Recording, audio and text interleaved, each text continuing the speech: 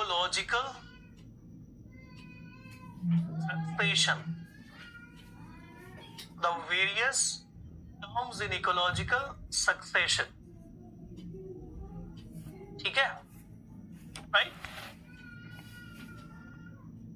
अब ये जो various terms in ecological succession है, इसमें सबसे पहला टर्मिनोलॉजी क्या आ गया? The first terminology is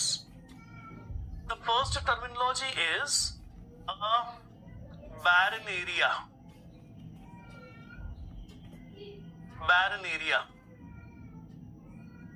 Okay, what is exactly the barren area? Barren area is nothing but, barren area is nothing but a newly formed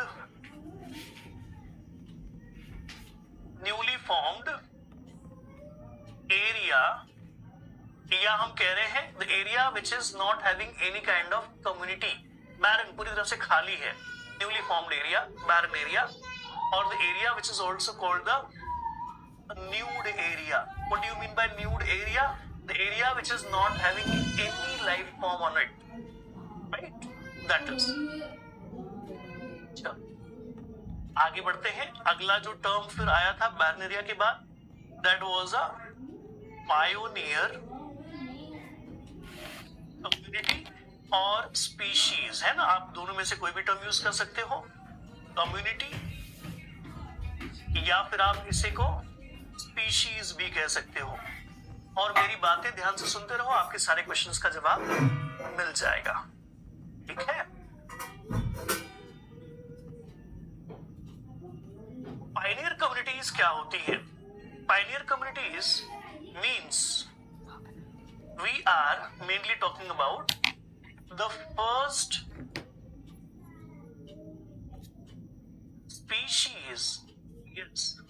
species found in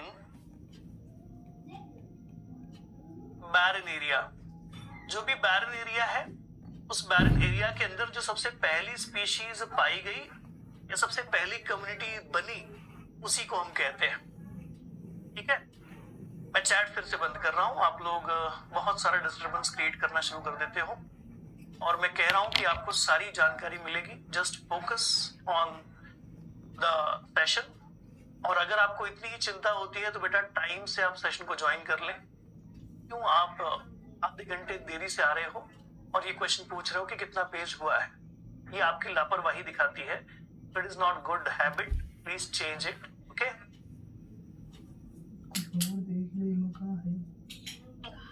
now third one, barren area पढ़ा दिया, pioneer community या pioneer species कह दिया. तो बैरन area में जो सबसे पहली स्पीशीज आएगी वो पायनियर स्पीशीज होगी, और जो सबसे पहली कम्युनिटी बनेगी वो पायनियर कम्युनिटी होगी. तो बहुत जरूरी बात है कि एक बैरन एरिया के अंदर जहां कंडीशन बड़ी एडवर्स है, यहां किस तरह की स्पीशीज एडजस्ट हो सकती है. आपसे मैं क्वेश्चन पूछूंगा और आपको ये आंसर अपने मन में सोचना है. ठीक है? या अभी मैं चैट चालू कर दूंगा, आपको आंसर भी देना है, बट फालतू बातें नहीं. ठीक है? टॉपिक्स से रिलेटेड. तो मुझे ये बताइए कि दो तरह के स्पीशीज के बारे में आप जानते हो, आर सिलेक्शन, के सिलेक्शन. कौन सी स्पीशीज है जो इस बैरन एरिया में, इस एनवायरमेंट में जहां पर बहुत ज्यादा सेट एनवायरमेंटल सिचुएशंस नहीं है, कौन सी स्पीशीज है जो इस जगह पर देखी जा सकती है, पाई जा सकती है? Which kind of species could be get found at this place? Pioneer species के तौर पर कौन सी स्पीशीज काम करती हुई देखी जा सकती है? Any guess from anyone?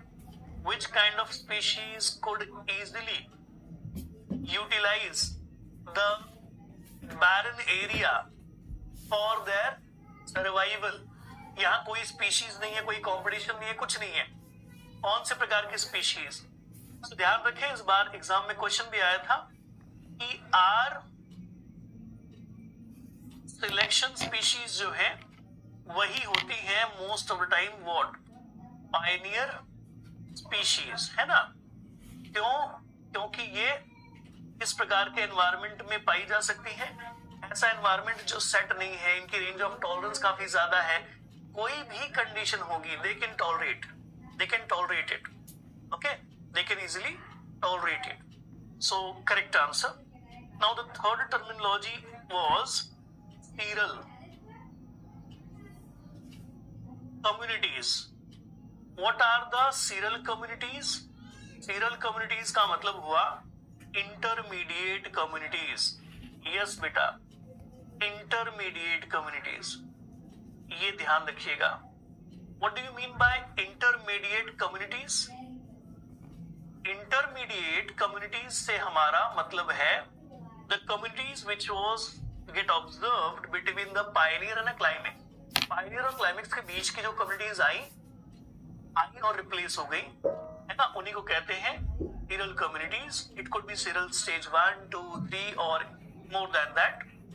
ये इनकी खास बात होती है कि ये रिप्लेसेबल होते हैं, मतलब डेफिनेटली ये क्या हो जाएंगे, रिप्लेस हो जाएंगे. ये हमेशा के लिए वहां पर नहीं है. ठीक है, राइट, ओके, ठीक है. चलो, सीरियल कम्युनिटी के बाद अगला टर्म क्या आ जाता है? Now the next terminology after this is a climax community. अगले पेज पर मेंशन करते हैं.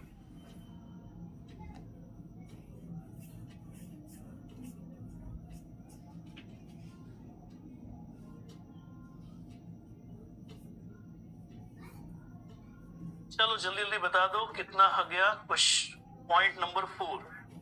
The next one is a climax species. What do you mean bye climax species? Climax species होती क्या है? तो क्लाइमेक्स स्पीशीज कोई ऐसी स्पीशीज है जो कि फाइनल या क्लाइमेक्स कम्युनिटी कह दो, final community in succession. Succession में जो सबसे अंतिम वाली कम्युनिटी बनेगी उसी को क्लाइमेक्स कहते हैं. और क्या खास बात होती है? ये फाइनल होता है, सबसे ज्यादा स्टेबल होता है और अनरिप्लेसेबल होता है. अनरिप्लेसेबल से हमारा क्या मतलब है? अब इसके बाद और कोई कम्युनिटी नहीं आएगी, हमेशा यही कम्युनिटी यहां देखने को मिलेगी. इस बात को यहां पर एक्सप्रेस करते हैं कई बार, और इसको मैं डायग्राम में कैसे एक्सप्रेस करूं? इसको डायग्राम में ऐसे एक्सप्रेस करते हैं कि this community will get formed और it will show a cyclic succession. बार बार अब यही कम्युनिटी यहां पर देखने को मिलेगी. ठीक है, ध्यान रखिएगा. Okay, so this is about the climax community. Climax community के फीचर क्या है कि फाइनल स्टेज होती है, स्टेबल स्टेज होती है, अनरिप्लेसेबल स्टेज होती है. इस वाले स्टेज पर जो स्पीशीज डाइवर्सिटी है वो काफी ज्यादा होती है. स्पीशीज डाइवर्सिटी काफी ज्यादा होती है. This is what the uniqueness of climax community. आगे सारी बातें हम पढ़ेंगे. मयूरी बेटा थैंक यू, मैंने शुरू कर रखा है. Thank you for reminder, thank you so much. अगला जो टर्म है जो हमें इंट्रोड्यूस करना है वो था डिस्टर्बेंस, है ना, क्योंकि हमें डिस्टर्बेंस को लेकर के चर्चा करनी है. एग्जैक्टली डिस्टर्बेंस होता क्या है, डिस्टर्बेंस है क्या, एग्जैक्टली क्या बात करनी है यहाँ पर? डिस्टर्बेंस का मतलब है we are talking about the all kind of natural events, all kind of natural events which can reset the succession. Reset the succession का मतलब, रीसेट बटन आपने सुना होगा कई सारे डिवाइसेस के अंदर, और ये जो रीसेट बटन होता है, ये रीसेट बटन दबा दिया अगर आपने ना, तो क्या हो जाएगा, फिर से चीजें वापस से शुरू हो जाएंगी. राइट, ये ध्यान रखें. Natural event which can reset the succession और which can again shift the succession at a previous stages. Right, so disturbances के बारे में ध्यान रखिएगा. ये जो है मेनली आप नेचुरल डिस्टर्बेंसेस की बात कर रहे हो. नेचुरल डिस्टर्बेंसेस से हमारा मतलब है any kind of natural calamities and all. तो किसी जगह पर आज अगर फॉरेस्ट है तो हमेशा से वो फॉरेस्ट था ऐसा भी नहीं है, और आगे भी हमेशा रहेगा जरूरी नहीं है। ठीक है, तो एक फैक्टर है जो कि इसे इन्फ्लुएंस करेगा, and that factor is nothing but disturbances. अब डिस्टर्बेंसेस दो प्रकार के हो सकते हैं, या डिस्टर्बेंसेस को मेजर करने के दो पैरामीटर्स हैं, that is intensity and frequency. Frequency से क्या मतलब है?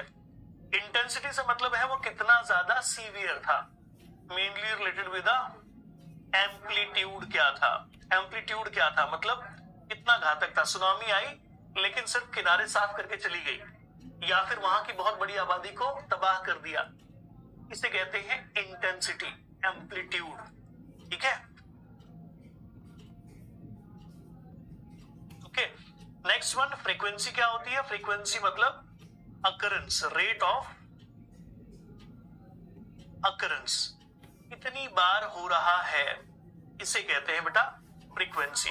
सो डिस्टर्बेंसेस जो है वो दो अलग अलग पैरामीटर से मेजर किए जाते हैं, हम उसके ऊपर बात भी करेंगे। ठीक है, शाबाश।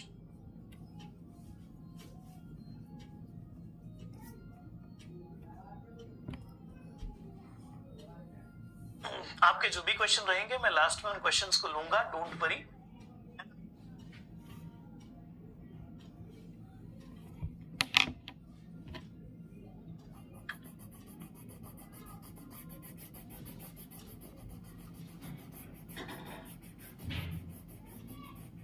Now this graph is representing some kind of information. इस ग्राफ में आपको डिस्टर्बेंसेस के बारे में बात की कर रखी है, और कैसे अगर डिस्टर्बेंसेस, जी हाँ, डिस्टर्बेंसेस की फ्रीक्वेंसी वैरी करेगी तो देखने को मिलेगा कि उस वजह से सक्सेशन पर असर भी अलग अलग प्रकार का पड़ेगा। सो डिस्टर्बेंसेस को लेकर के यहां पर चर्चा हो रही है। ठीक है, लेट्स इंट्रोड्यूस दैट पार्ट। इस ग्राफ में एक्स एक्सिस के ऊपर अलग इंफॉर्मेशन दे रखी है। क्या इंफॉर्मेशन दे रखी है? यहां दे रखी है फ्रीक्वेंसी, इस एक्सिस पर फ्रीक्वेंसी दे रखी है, इस एक्सिस पर क्या दे रखा है? Intensity. So at a x-axis frequency is given, at a y-axis intensity is given. Okay, जिसको नहीं दिख रहा है उसके लिए मैं जूम करके रख देता हूं, so you may observe this segment, हो सकता है आपको दिखाई दे। राइट, तो एक एक्सिस पर क्या दे रखा है? फ्रीक्वेंसी, और एक एक्सिस पर क्या दे रखा है? इंटेंसिटी। ठीक है, ऐसे ड्रॉ कर लो, फटाफट ड्रॉ कर लो, सारी बातें ड्रॉ कर लो, उसके बाद फिर हम इसकी आगे की चर्चा करते हैं।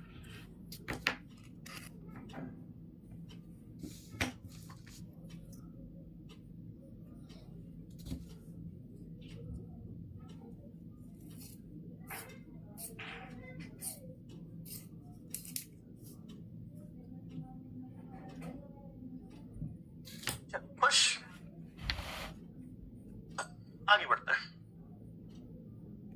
तो अब जो डिस्टर्बेंसेस हैं उन वाले फैक्टर्स को देखो ध्यान से, और सारी बातें कंप्लीट करने की कोशिश करना।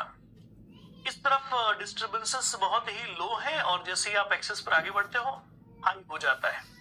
ऐसे ही इस वाई एक्सिस पर इधर अगर हो तो जीरो है या बहुत कम है, और जैसे ऊपर जाओगे तो बढ़ जाएगा। अब अगर किसी प्लेस पर बहुत ही लो इंटेंसिटी का और बहुत ही लो फ्रीक्वेंसी का डिस्टर्बेंस होता है तो इससे क्या फर्क पड़ेगा? यह है सबसे पहली कंडीशन। सबसे पहली कंडीशन क्या है? कंडीशन, अगर किसी इकोसिस्टम में बहुत ही लो इंटेंसिटी और बहुत ही लो फ्रीक्वेंसी का डिस्टर्बेंस आता है तो उससे क्या फर्क पड़ेगा? लो फ्रीक्वेंसी का कहने का मतलब है एक ही बार हुआ है या दो बार हुआ है, और बहुत ही लो, तो जंगल में किसी दिन हल्की सी हवा चल गई है ना, या कह सकते हो थोड़ी जोर की हवा चल गई, कितनी बार? एक से दो बार। तो बताओ फॉरेस्ट में कितना बड़ा डिस्टर्बेंस होगा और ये सक्सेशन को कितना इन्फ्लुएंस करेगा? तो पता चलेगा it will not affect succession को ये अफेक्ट ही नहीं करेगा, सक्सेशन जैसा चल रहा है वैसा ही चलेगा। लेकिन अगर मान लीजिए इंटेंसिटी लो रही, फ्रीक्वेंसी बढ़ गई मतलब अब बार बार हो रहा है, किसी दिन जोर की हवा दिन भर चली तो भी कोई खास फर्क पड़ेगा? जी नहीं, कोई खास फर्क नहीं पड़ेगा। मतलब जो सेकंड कंडीशन है वो है लो इंटेंसिटी लेकिन हाई फ्रीक्वेंसी, तो भी कोई असर पड़ेगा? जी नहीं। तो अगर इंटेंसिटी ही लो है तो फ्रीक्वेंसी ज्यादा होने से फर्क नहीं पड़ता।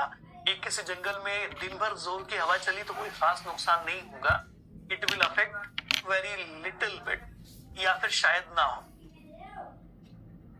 ठीक है, लेकिन अब हम कंडीशन बदल रहे हैं। मान लीजिए कि किसी इकोसिस्टम के अंदर मॉडरेट लेवल का इंटेंसिटी भी है और मॉडरेट लेवल का फ्रीक्वेंसी भी है। अब यहां पर डिस्टरबेंसेस होंगे, है ना। थर्ड कंडीशन है मॉडरेट लेवल का क्या है, इंटेंसिटी भी है और मॉडरेट लेवल का फ्रीक्वेंसी भी है। तो now it will affect the ecosystem, ecosystem पर इसका असर पड़ेगा। इकोसिस्टम पर इसका जब असर पड़ेगा तो ज्यादा से ज्यादा क्या हो जाएगा, ज्यादा से ज्यादा हो सकता है क्लाइमेक्स कम्युनिटी, है ना, किसकी बात कर रहा हूं मैं, क्लाइमेक्स कम्युनिटी एक आध स्टेप पीछे हो जाए, जैसा कि मैंने इस वाले सेगमेंट में ड्रॉ किया है। ये वाला जो पार्ट है वो comparatively moderate intensity moderate frequency को लेकर के बात कर रहा है। तो हो सकता है कि सक्सेशन एक दो सीरियल स्टेज पीछे चला जाए, है ना, एक दो सीरियल स्टेज पीछे चला जाता है अगर सक्सेशन, तो ऐसे सक्सेशन को सेकेंडरी सक्सेशन कहा जाता है। ऐसा कोई सक्सेशन जिसमें पायनियर स्टेज नहीं होती, बैरन एरिया नहीं बनता, बल्कि सक्सेशन एक दो स्टेज पीछे चला जाता है और फिर से आगे की तरफ शुरू हो जाता है, ऐसे सक्सेशन को सेकेंडरी सक्सेशन कहते हैं। देन नेक्स्ट वन, अगर मान लीजिए किसी दिन इंटेंसिटी बहुत हाई है, फ्रीक्वेंसी बहुत लो है, क्या सिचुएशन है, इंटेंसिटी काफी ज्यादा हाई है और जो फ्रीक्वेंसी है वो कंपैरेटिवली लो है। इसका क्या मतलब बनता है, इसका क्या मतलब बनता है, इसका एक ही मतलब बनता है कि अब सिचुएशन ऐसी है कि कोई बहुत बड़ी प्राकृतिक या नेचुरल डिजास्टर हुआ, बट उस नेचुरल डिजास्टर ने बहुत ज्यादा नुकसान किया, सुनामी आ गई, अर्थक्वेक आ गया, ऐसा कुछ हो गया, तो फिर से पूरा एरिया क्या हो जाएगा, बैरन। और अगर बैरन एरिया बनेगा, बैरन एरिया पर सक्सेशन की शुरुआत फिर से होगी, तो ऐसे सक्सेशन को प्राइमरी सक्सेशन कहते हैं। जहां पर सक्सेशन की शुरुआत जीरो से शुरू हो उसको प्राइमरी सक्सेशन कहते हैं। जो किसी इंटरमीडिएट स्टेज से आगे बढ़े उसको सेकेंडरी सक्सेशन कहते हैं। और किसी इकोसिस्टम में, किसी कम्युनिटी में सक्सेशन प्राइमरी होगा कि सेकेंडरी होगा, इट सिंपली डिपेंड्स ऑन कि उसमें आया हुआ डिस्टरबेंस किस लेवल का है, किस इंटेंसिटी का है, दैट्स इट। ये सारी बातें अगर समझ में आती हैं तो फिर आगे मैं जो क्वेश्चन पूछूंगा उनका जवाब फटाफट देना है आप सभी को, ठीक है। तो सबसे पहला क्वेश्चन आप सभी के लिए आ रहा है, the next segment what will introduce, that is called types of